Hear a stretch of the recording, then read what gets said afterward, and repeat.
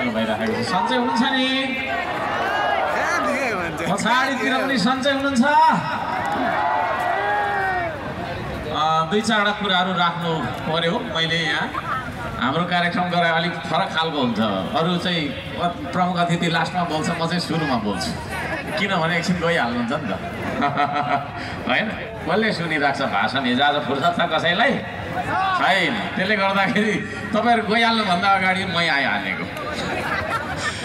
र यो आज हाम्रो श्रम संस्कृति महाअभियानको जिल्ला झापा जिल्ला सङ्गठन विस्तार तथा महाअभियान सभा भन्ने उद्घोषका साथ भइरहेको यो कार्यक्रमका अध्यक्षज्यू, हाम्रो श्रम संस्कृति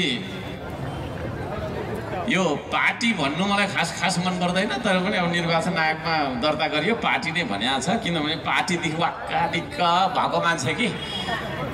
तथापि अब नाम चाहिँ आइहाल्यो, त्यसले गर्दाखेरि यो श्रम संस्कृति पार्टीका केन्द्रमा रहेर अलिक ठुल्ठुलो ढुङ्गा बोक्ने है। हाम्रो यो त ढुङ्गा बोक्ने हो, त गफ ठोक्ने पार्टी होइन, यो त गफ ठोक्ने पार्टी होइन, अलिक ठुल्ठुलो ढुङ्गा बोक्ने श्रम दादाज्यूहरू, हाम्रो उपाध्यक्षज्यू आउनु भएको छ। अरू तपाईँको चाहिँ नि श्रम दादाज्यूहरू पनि हुनुहुन्छ। र यहाँ उपस्थित मैले मान्नुपर्ने दमकवासी आमा बुवा दाजु भाइ दिदी बहिनी भान्जा भान्जी जेन्जीहरू, हामीलाई सुनिरहनु हुने सम्पूर्ण यातायात व्यवसायी मजदुर मित्रहरू, अन्य व्यवसायी व्यापारी मित्रहरू, पत्रकार मित्रहरू, सुरक्षाकर्मी मित्रहरू र सम्पूर्ण जो जति यो कार्यक्रमलाई चाहिँ नि सभ्य भव्य बनाउनका लागि समय खर्चेर आउनुभएको छ, यहाँहरू सबैजनालाई हृदयदेखि हार्दिक धन्यवाद र स्वागत गर्न चाहन्छु। हाम्रा मञ्चमा आसीन यस पालिकाका प्रमुखज्यू उपप्रमुखज्यू लगायत अन्य मैले मान्नुपर्ने गर्नुपर्ने सम्पूर्ण मान्यजन सबैजनालाई धन्यवाद दिन चाहन्छु। धरानबाट हामीसँगै आउनुहुने सम्पूर्ण दाजुभाइ दिदीबहिनीहरू, अभियन्ताज्यूहरू, ढुङ्गा बोक्ने श्रमदाताज्यूहरू सबैजनालाई म धन्यवाद दिन चाहन्छु। त्यसै गरी यो कार्यक्रमलाई यति ठुलो विशाल तरिकाले चाहिँ व्यवस्थापन गर्नुहुने, आयोजना गर्नुहुने आयोजक टिममा रहनुहुने सबैजनालाई हार्दिक धन्यवाद दिन चाहन्छु, हार्दिक सम्मान गर्न चाहन्छु। मैले चाहिँ फुलको माला लिएर आइन, शब्दको मालाले मलाई लगाइदिएको भन्दा धेरै धेरै सम्मान तपाईँहरूलाई।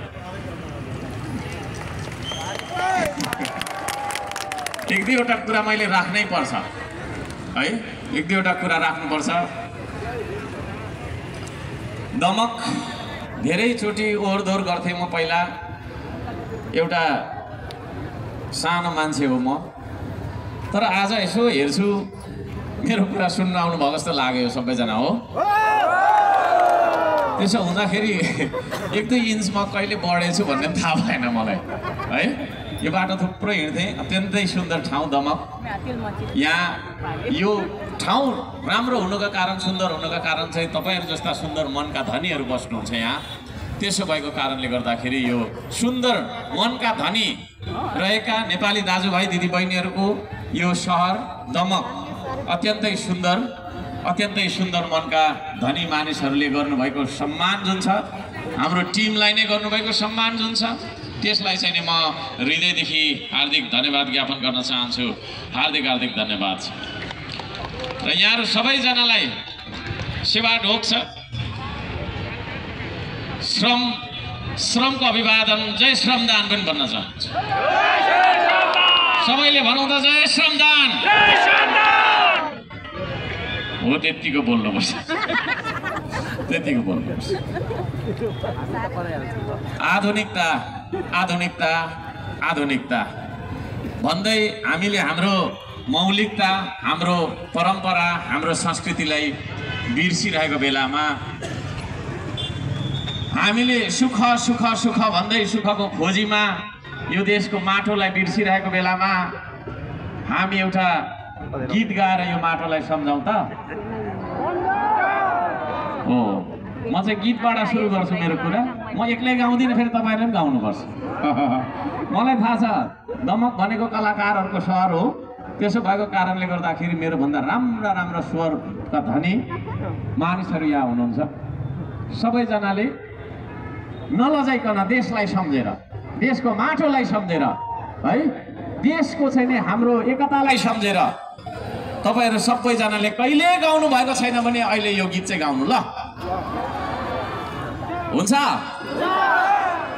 रेडी हो म जसो भन्छु त्यसै भन्नु होला म जस्तो गाउँछु त्यस्तै गाउनु होला मैले गाइसकेपछि सुनेर गाउनु होला फेरि नत्र के गाउने थाहा हुँदैन कहिले रिलिज नभएको गीत हैन मैले एउटा कोठामा विभिन्न तपाईको चाहिँ नि भन्दै गुनगुनाउने गर्ने गीतहरु मध्ये एउटा मेरो देशको माटोले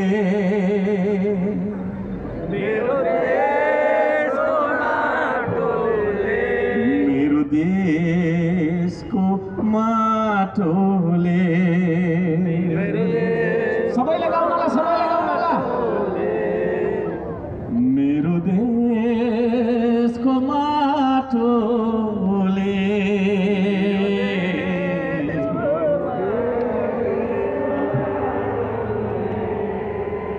मेरो देशको माटोले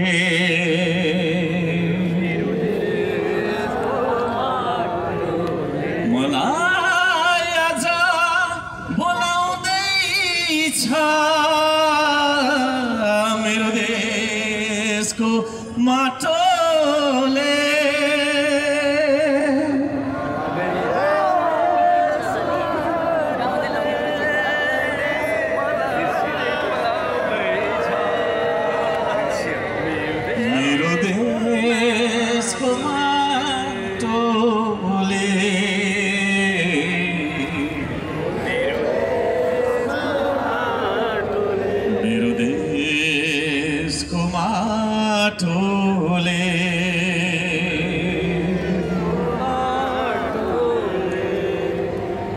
खोज्दै खोज्दै सुख मता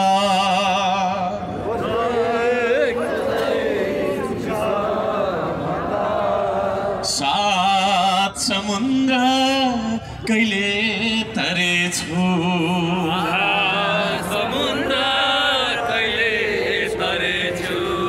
खोज्दै खोज्दै सुख मता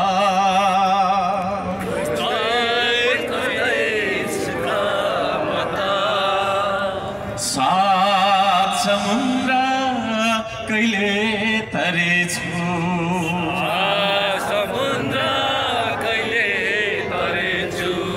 आकाशका जुन तारा छुना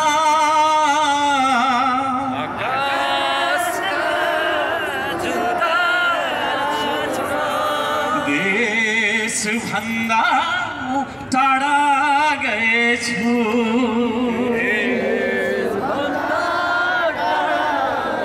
मेरो देशको माटोले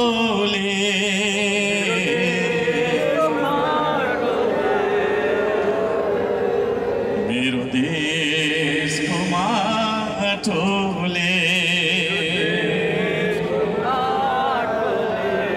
सबैले गाउनु होला मलाई आज बोलाउँदैछ बाछो क्षेत्र बारीहरूले